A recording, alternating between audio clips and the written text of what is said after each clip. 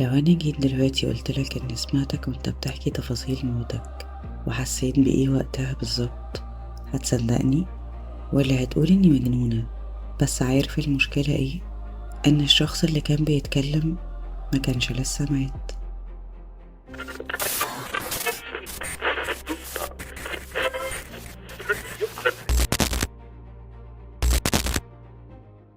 جت عليا فترة قررت فيها إني أسيب القاهرة وأروح أعيش في اسكندرية لوحدي عشان أقدر أركز أكتر على نفسي وشغلي. وأنا أصلا بحب أجواء اسكندرية وبحب الهدوء والبحر والأجواء دي. ففعلا أخدت حاجتي وظبطت المكان اللي هعيش فيه ورحت رتبت أموري. بس على قد ما أنا بحب الهدوء جدا، بس بصراحة الوحدة برضو صعبة ومتعبة. فبحب أخلي فيه صوت خفيف حواليا عشان بس أحس بونس. أحيانا بسيب التلفزيون شغال حتى لو مش بتفرج، أو أشغل قرآن أو أغاني أو حتى راديو، وما بكونش مركزة في أي حاجة غير شغلي لأني بشتغل مترجمة حرة، فببقى مركزة أكتر في اللي بعمله يعني. وبعد فترة كنت قاعدة بشتغل طبيعي جدا زي أي يوم، مش متذكرة الساعة بالظبط كانت كام، بس كنا في نص الليل. كنت قاعدة ومشغلة الراديو على FM وشغالة ومزاجي رايق والدنيا هدوء ومريحة. بس معرفش ليه الإشارة راحت فجأة لوحدها والراديو بدأ يطلع صوت تشويش مزعج جدا وفصلني من اللحظة اللي كنت مرتاحة فيها. ففضلت أعدل في المؤشرات وأغير بين القنوات بس مفيش ولا إشارة راضية تشتغل، لغاية ما أخيرا لقيت إشارة بالعافية. أي نعم مش نفس اللي كنت مشغلاه، بس أهو أي صوت وخلاص. كانوا مشغلين عليها موسيقى كانت هادية زيادة، بس تحسها فيها حاجة كده موترة. هي ما كانتش مزعجة، بس في أنواع موسيقى كده بتبقى مقلقة من غير سبب. معرفش، بس ده اللي حسيته. لكن سبتها وخلاص وكملت شغل. بعد شوية الموسيقى وقفت ولقيت المذيع بيتكلم، بس في الطبيعي كأي برنامج يعني لما بيشغلوا أغنية أو موسيقى أو يبقى في فاصل والمذيع يكمل تقديم البرنامج زي ما متعودين، يقول مثلا اسم الأغنية، يتكلم عليها أو يذكر اسم البرنامج. بس استغربت إن محصلش كده. الراجل بدأ يتكلم بصوت هادي جدا من غير أي مقدمات، وقال معانا أول اتصال. هو حتى ولا قال مين المتصل ولا رحب بيه ولا أي حاجة، وده كان غريب شوية بالنسبة لي. فبدأت أشوف البرنامج ده بيقدم إيه أصلا، الاتصال هيكون عن إيه. فاستنيت وفضلت أسمع. لقيت شخص بيتصل، ما سلمش على المذيع، ما قالش أي مقدمات، وبدأ يتكلم على طول.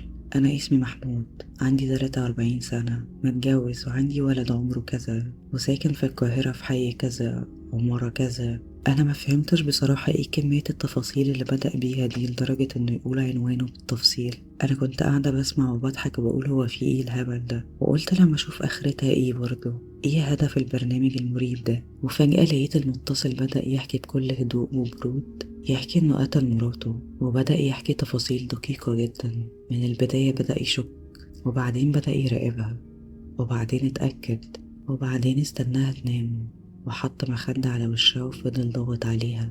وفضل يحكي أدق التفاصيل لدرجة إنه حكى تفاصيل صغيرة جدا، حاجات محدش ممكن يتخيلها أصلا.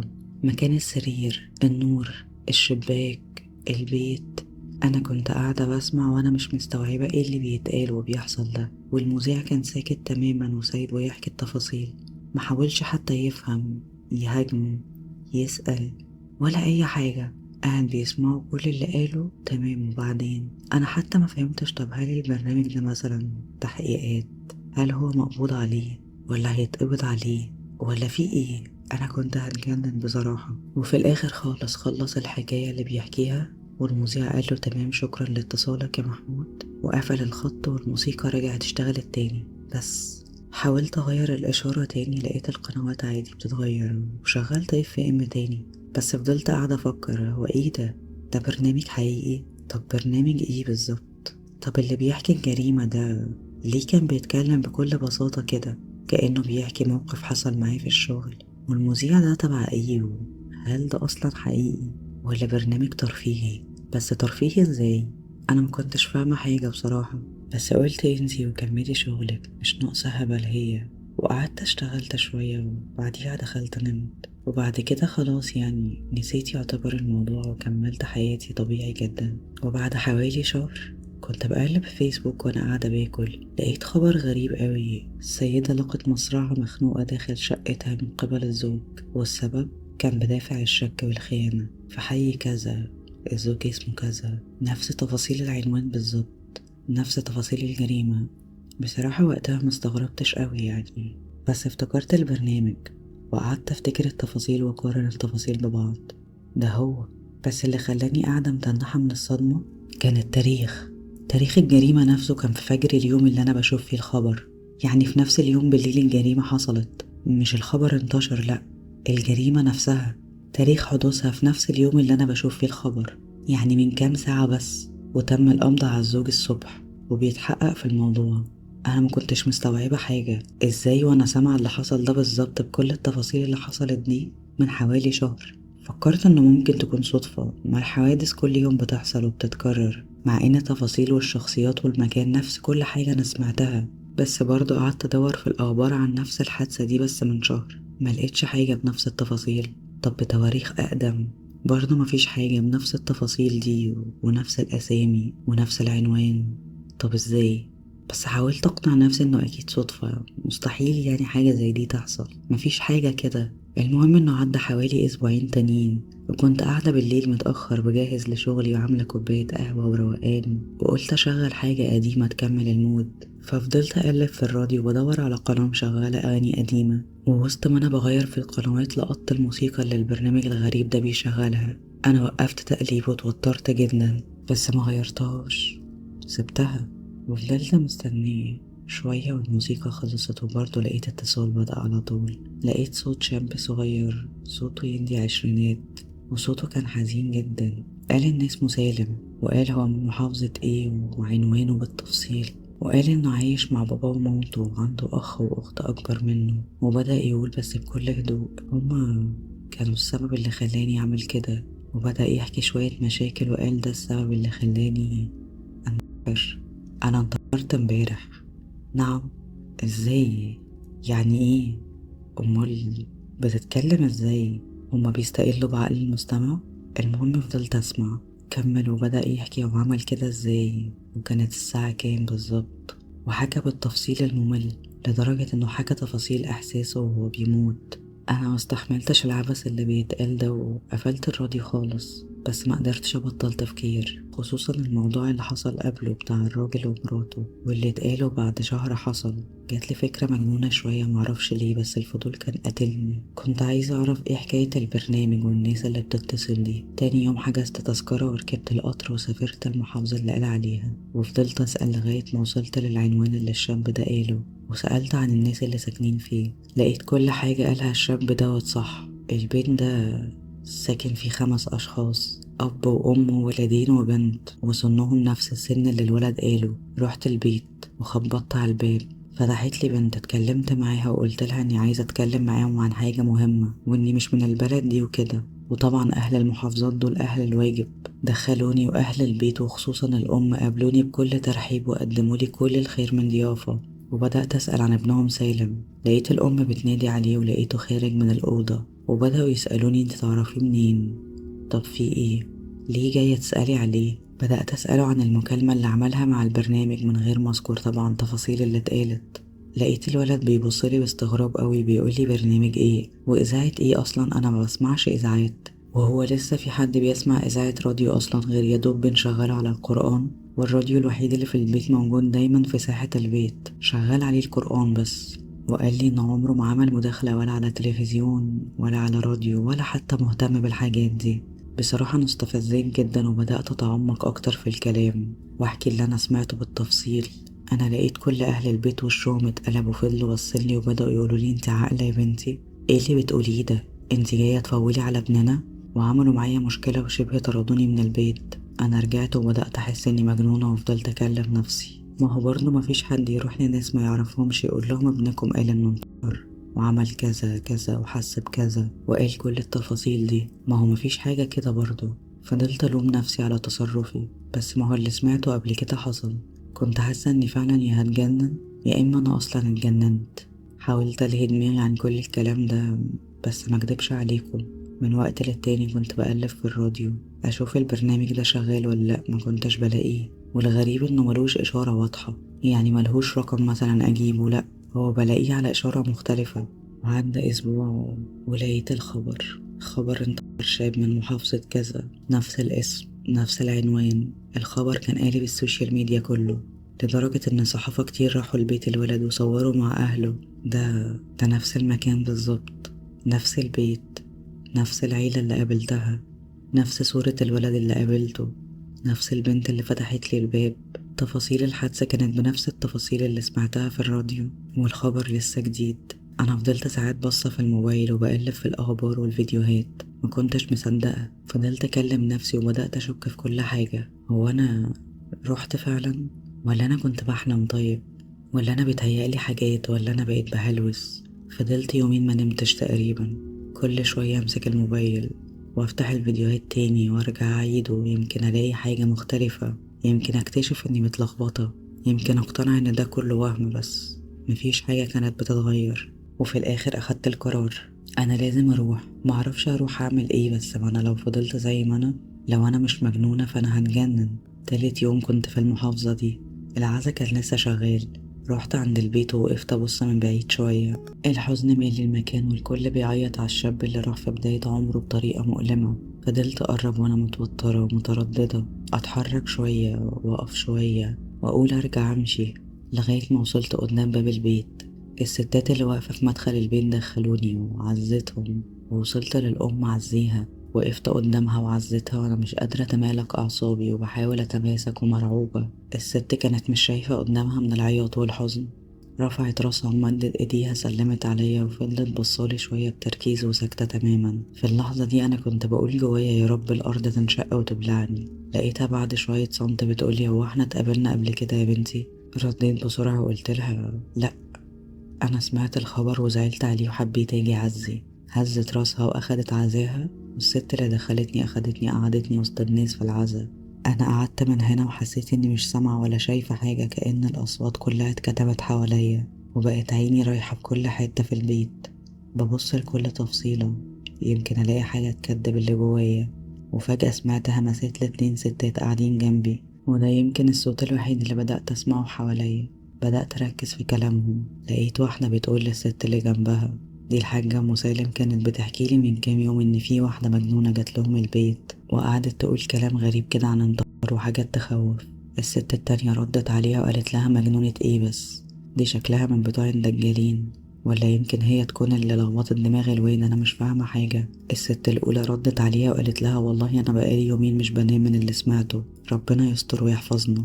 أنا سمعت الكلام ده وحسيت إن الدم كله ضرب في دماغي والقولون العصبي اشتغل ومعدتي كانت بتموتني. أنا قمت من مكاني في ساعتها ومش شايفة قدامي، مشيت ولا بصيت يمين ولا شمال ولا ورايا ولا نطقت بكلمة ولا حتى سلمت. خرجت من البيت على محطة القطر، حجزت تذكرة واختفيت من البلد. وأول ما ركبت وقعدت دماغي ما سكتتش، وأسئلة تسأل وأجوبة تجاوب، وكمية لعبكة في دماغي مش قادرة أوصفها لغاية لما وصلت لشقتي. مش عارفة ازاي وصلت أصلا.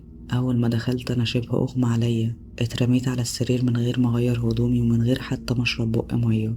غمضت عيني ومش فاكرة نمت قد ايه. صحيت فجأة مخضوضة عمالة أبص حواليا كأني بستوعب أنا فين، وبدأ يجي في دماغي سؤال ورا سؤال ورا سؤال.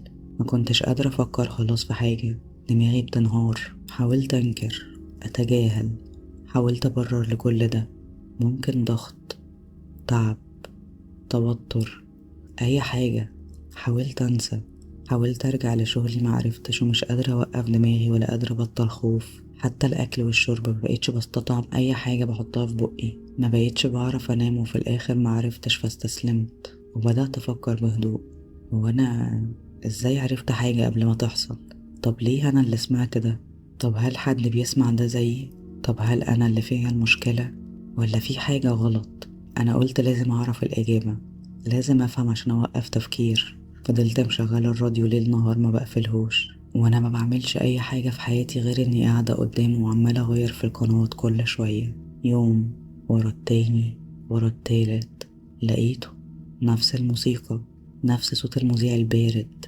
مكالمة، بنت اسمها منى، متجوزة ومخلفة وعايشة.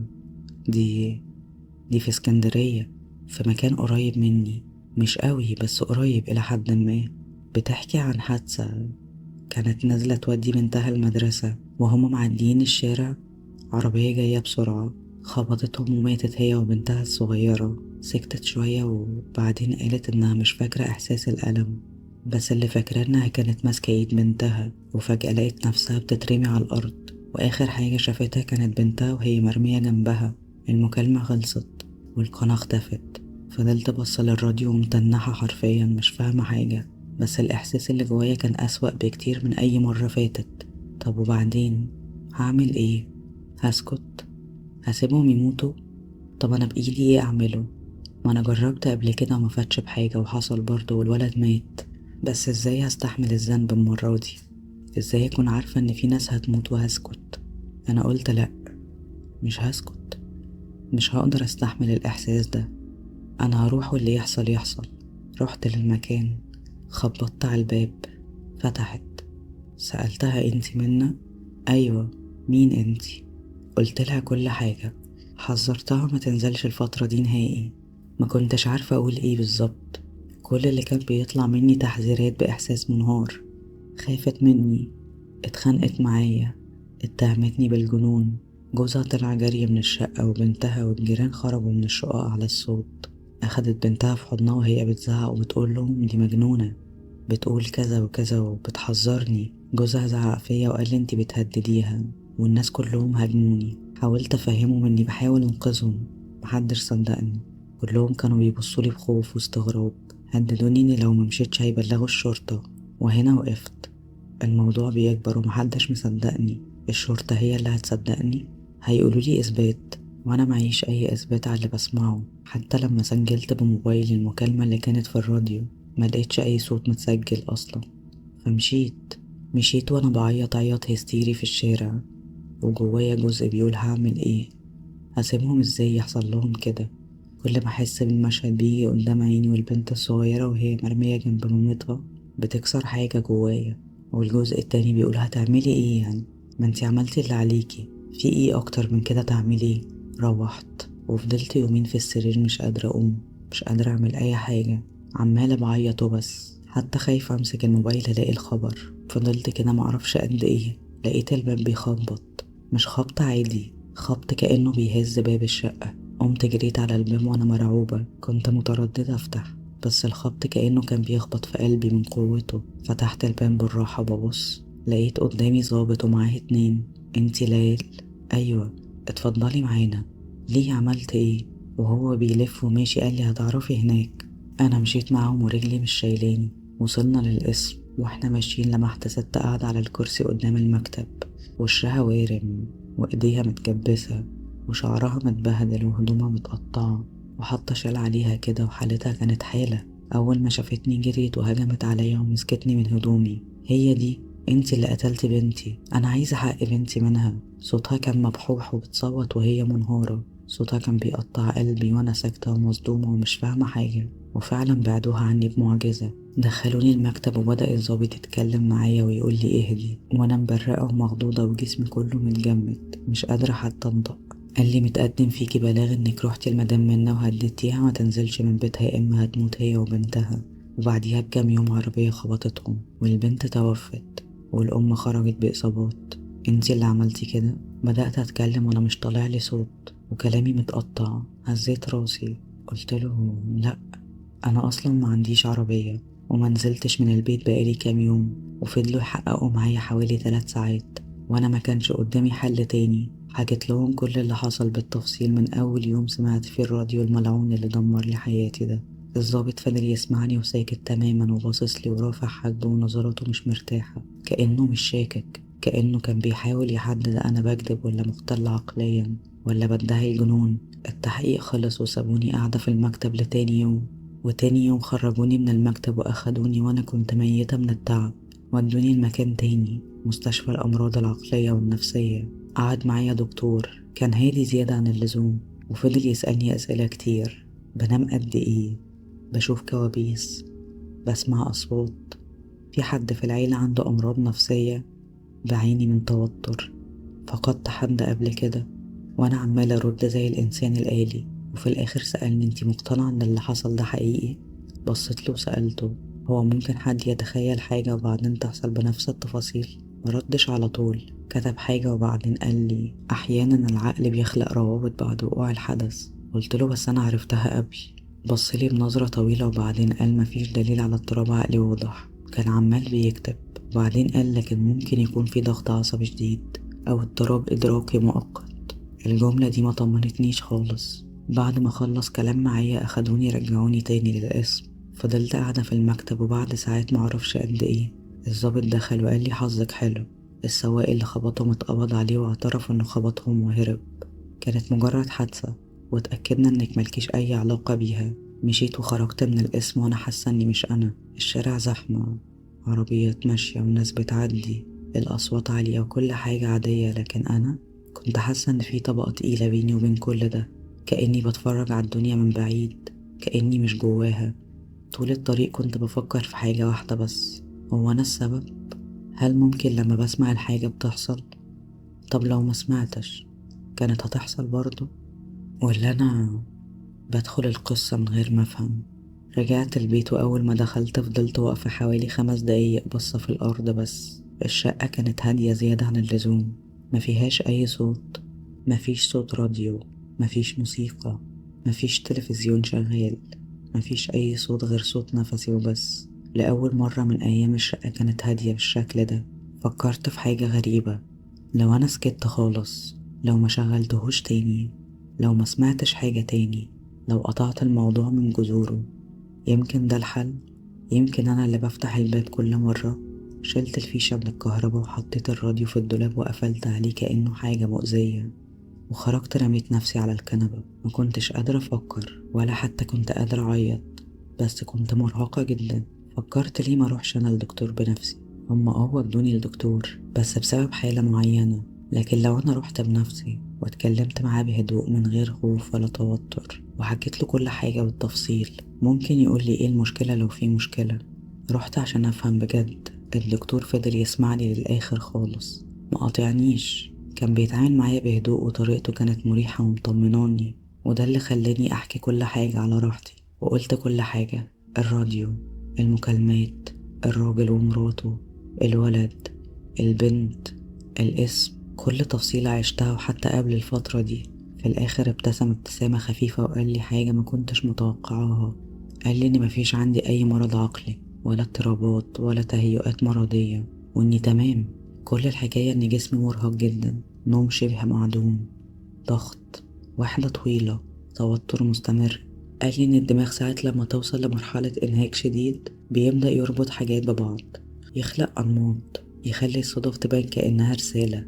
وقال لي إن الوحدة ممكن تعمل أكتر من كده بكتير. في النهاية كتب لي شوية أدوية خفيفة تساعدني على الهدوء والنوم، ونصحني مبقاش لوحدي لفترة وأعيش وسط ناس وصوت وحركة. خرجت من عنده وأنا مش مقتنعة بالكامل، بس لأول مرة حسيت إن ممكن يكون في تفسير حتى لو مش كامل. وساعتها فكرت، ما يمكن تكون المشكلة أصلا في الشقة وما عنديش تفسير. ممكن يكون إيه الحاجة الغلط اللي في الشقة؟ بس ما هو وارد برضه، ما أنا ما حصليش كده قبل كده غير لما سكنت فيها. أنا في نفس اليوم رجعت لميت حاجتي كلها وسلمت الشقة للي أجرتها منهم ورجعت القاهرة بعد 2 سنين من العيشة لوحدي. في البداية كان الموضوع صعب لما رجعت أعيش وسط أهلي لأني كنت اتعودت إن أكون لوحدي، بس مع الوقت ارتحت جدا وحسيت إن وسطهم فعلا بعيش عكس ما أنا كنت فاكرة. وبدأت مع الوقت أرجع حياتي وطبيعتي من جديد. النوم بقى كويس إلى حد ما، الأكل والشرب، الشغل، الضحك والهزار رجع، عاداتي رجعت تاني. وقت ما الكل ينام أشغل حاجة وأقعد أشتغل أو أقعد مع نفسي أسمع موسيقى هادية وأغاني قديمة مع كوباية القهوة، ده كان مزاجي دايما. ورجعت شغلت الراديو وكل حاجة كانت طبيعية، مع إني كان لسه جوايا توتر بسيط وشوية خوف كل ما يجي أشغل الراديو. بس الحمد لله عدى أسبوع، في التاني، شهر، 2، كل حاجة طبيعية. وبدأت أحس إن الموضوع خلاص بيبعد، وبدأت أنسى مفيش حاجة غريبة. وقلت إن الدكتور كان عنده حق، ممكن كل اللي حصل لي كان مجرد إرهاق وضغط أو بسبب الوحدة. وبعد ما عدى أكتر من شهرين كنت شبه نسيت إحساس الخوف نفسه. في اليوم ده كنت قاعدة في البلكونة مشغلة الراديو على أغاني الست وبشرب كوباية القهوة ومزاجي في السما، لحد ما لقيت الأغنية سكتت وبقى الراديو ساكت تماما. أنا مهتمتش وفضلت مكملة سرحان مع الأجواء والقهوة لغاية ما سمعت صوت نفس، بعديه صوت بيتكلم: أهلا بيكي يا ليلى، اتفضلي. أنا اتنفضت من مكاني من الخضة ورميت كوباية القهوة من إيدي، وقعت اتكسرت وفضلت متسمرة مكاني. لقيت صوت بنت بتتكلم، ده صوتي. لقيتها بتتكلم ببرود وهدوء مرعب، وبدأت تعرف نفسها وبتقول نفس عمري، وقالت نفس عنوان بيتي اللي أنا فيه دلوقتي، وبدأت تحكي عن فترة عاشتها أو عشتها، مش عارفة، حكت فترة عاشتها لوحدها، عن خوف، عن ضغط، عن حاجات محدش صدقها فيها، عن رجوعها لأهلها، عن إنها حاولت تبدأ من جديد. كل كلمة كانت عني. سكتت شوية وبعدين كملت وقالت بكل هدوء: وفي يوم ما استحملتش أكتر من كده، ورميت نفسي من الدور العاشر من البلكونة بتاعتنا